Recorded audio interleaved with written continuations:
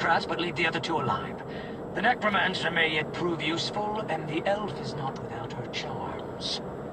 He eyed the plain green dress that Avraniel was wearing, despite her dreadfully boring fashion sense.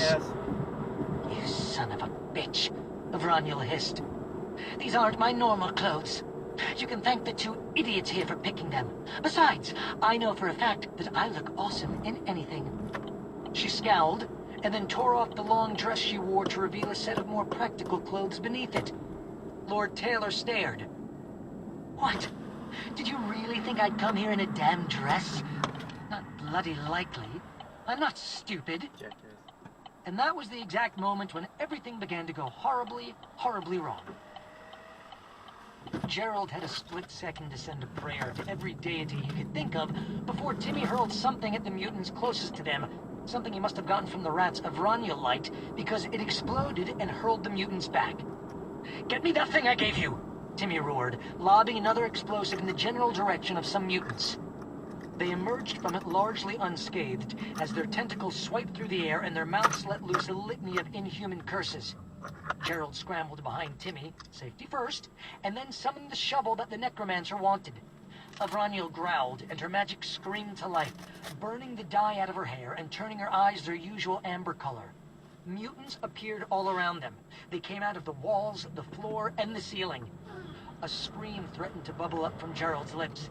This was like something torn out of his very worst nightmares, except that there was no waking up from this.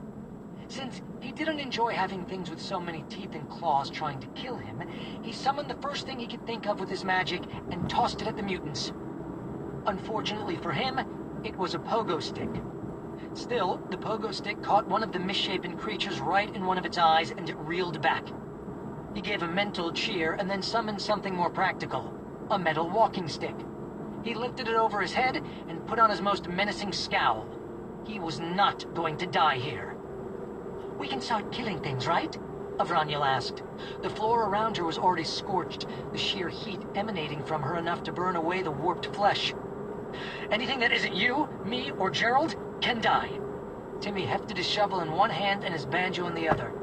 Lord Taylor's eyes narrowed at the sight of the shovel, which was covered in glowing white runes. Go nuts! Avraniel cackled. I intend to. Katie frowned as the mutants around them closed ranks. This was not good. Even Old Man had noticed as he tightened his hold on a broom he kept in his wagon. Rembrandt and the other rats were not pleased either. They remained invisible, but climbed on top of the wagon and moved into strategic position.